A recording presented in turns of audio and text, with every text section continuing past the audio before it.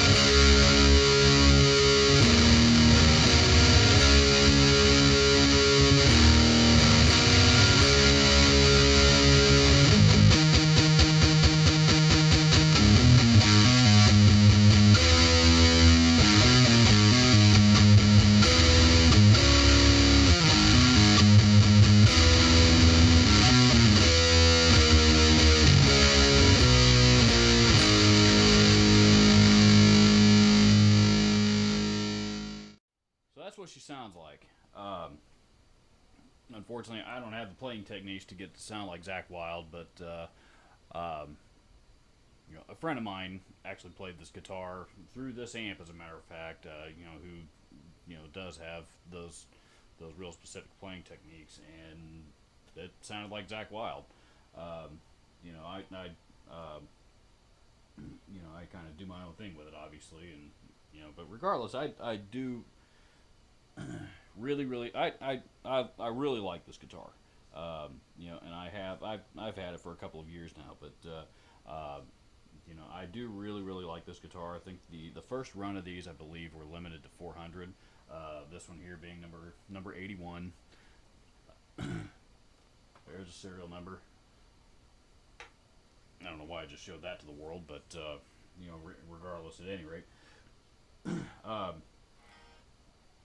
it's not your average run of the mill everyday Les Paul.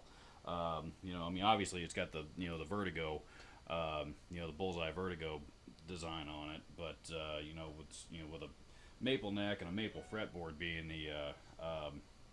being the biggest differentiating factors, and of course the EMGs.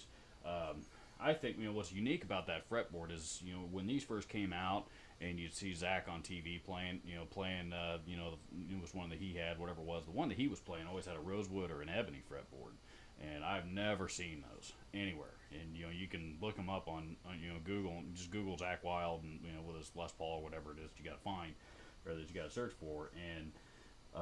And those guitars always the Vertigos that he's playing always seem to have a dark wood fretboard, rosewood or ebony, one or the other.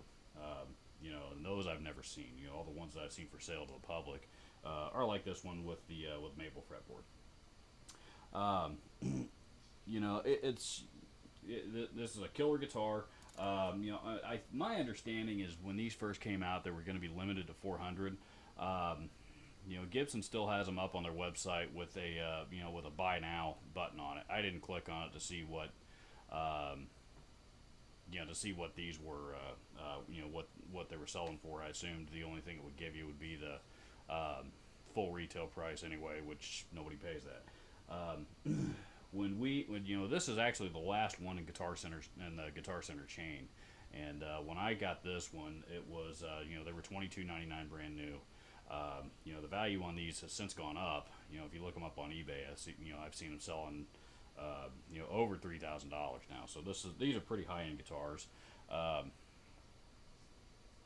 do have two complaints. Number one, in typical Gibson modern era quality control fashion, the two-pneumatic bridge on this side of it, the side that faces the bridge pickup, is corroding for some reason. And I've never had a two-pneumatic bridge do that on any of my Gibsons. They're all stored in here in the same place, in the same environment. This, for some reason, is the only one that's ever done that. Hopefully not a big deal, just a matter of cleaning it out properly, and I don't know, hoping it doesn't do that again.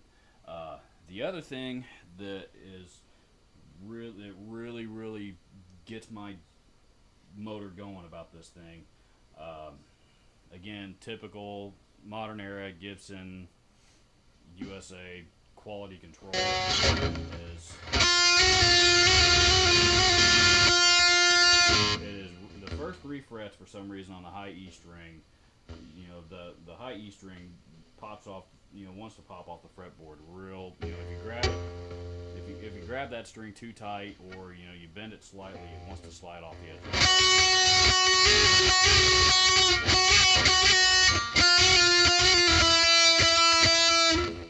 And I was looking at it, and the nut is on there, square, and everything. The string spacing appears to be correct, but for some reason, it almost looks like the entire nut was, the slots for the strings to go through it. It almost looks like the entire, all six of them were just a hair too far towards the treble side of the fretboard, because I have not had that issue with the E string at all.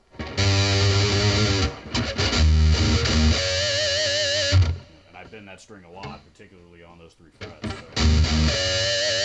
and they don't, that one I have problems with.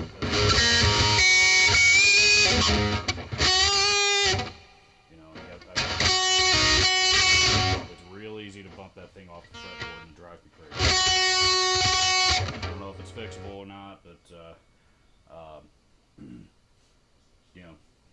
again, as much as I love this guitar, as much as I love Les Pauls, as much as I love Zakk Wylde, another modern era Gibson, and that's unfortunately what we can expect from this company nowadays, as far as quality control. They just don't go over things very well. Anyway, the electronics in it are real solid. EMG 81 and 85.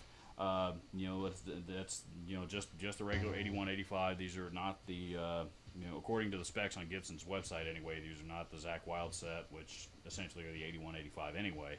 But I don't. They didn't mention anything about the specs on Gibson's website. Don't mention anything about the specs of the electronics being the Zakk Wylde EMG signature electronics. So That being said, the Zakk Wylde EMG Electronics, the 8185, they're the same. That's what he uses. So, overall, it's not a bad guitar. Plays okay. Actually, it plays real well. I do one thing I do like.